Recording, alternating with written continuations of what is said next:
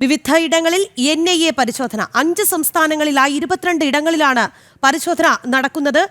ഭീകരപ്രവർത്തനവുമായി ബന്ധപ്പെട്ട കേസിലാണ് നടപടി. വിവരങ്ങളുമായി ജിഷ്ണു കൃഷ്ണൻ ചേരുന്നുണ്ട്.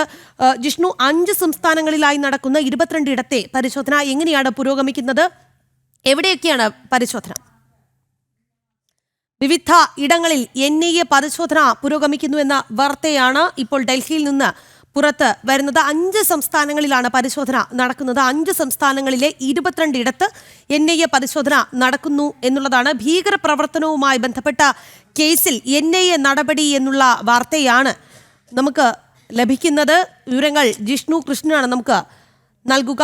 എന്തായാലും വിശദമായ ഒരു പരിശോധനാ വിഷയത്തിൽ ഉണ്ടാകുന്നു. NIA കൂടുതൽ പരിശോധനകളിലേക്ക് പോകുന്നു എന്ന വിവരമാണ് ലഭിക്കുന്നത്. 5 സംസ്ഥാനങ്ങളിലാണ് ഇപ്പോൾ NIA പരിശോധന നടക്കുന്നത്. വിവരങ്ങൾ ജിഷ്ണു കൃഷ്ണൻ നൽകും. ജിഷ്ണു, 22 ഇടങ്ങളിൽ പരിശോധന നടക്കുന്നുണ്ട്. എവിടെയൊക്കെയാണ് പരിശോധന? എങ്ങനെയാണ് ഇപ്പോഴും വിശദമായ പരിശോധന പുരോഗമിക്കുകയാണോ? കൂടുതൽ വിവരങ്ങൾ.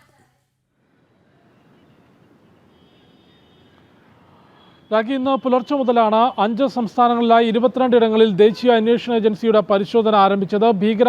ഭീകരപ്രവർത്തനവുമായി ബന്ധപ്പെട്ട രജിസ്റ്റർ ചെയ്തിട്ടുള്ള കേസിന്മേലാണ് നടപടി. ജമ്മു കാശ്മീരിൽ തന്നെ ബാരാമുള്ള ഉൾപ്പെടെ വിവിധയിടങ്ങളിൽ പരിശോധന നടക്കുന്നുണ്ട്.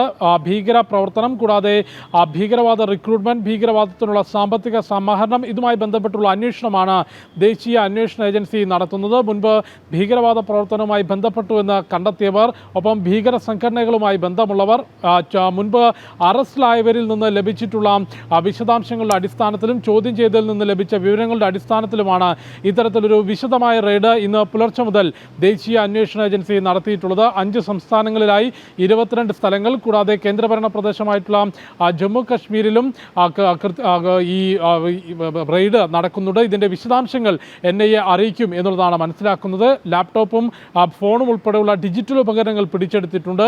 എന്തെല്ലാം കാര്യങ്ങളാണ് പരിശോധനയിൽ കണ്ടെത്തിയത് എന്നും, ഒപ്പം അറസ്റ്റ് ഉൾപ്പെടെയുള്ള നടപടികൾ ഉണ്ടായിട്ടുണ്ടോ എന്ന കാര്യവും NIA ഔദ്യോഗികമായി തന്നെ അറിയിക്കും എന്നാണ് മനസ്സിലാക്കുന്നത്.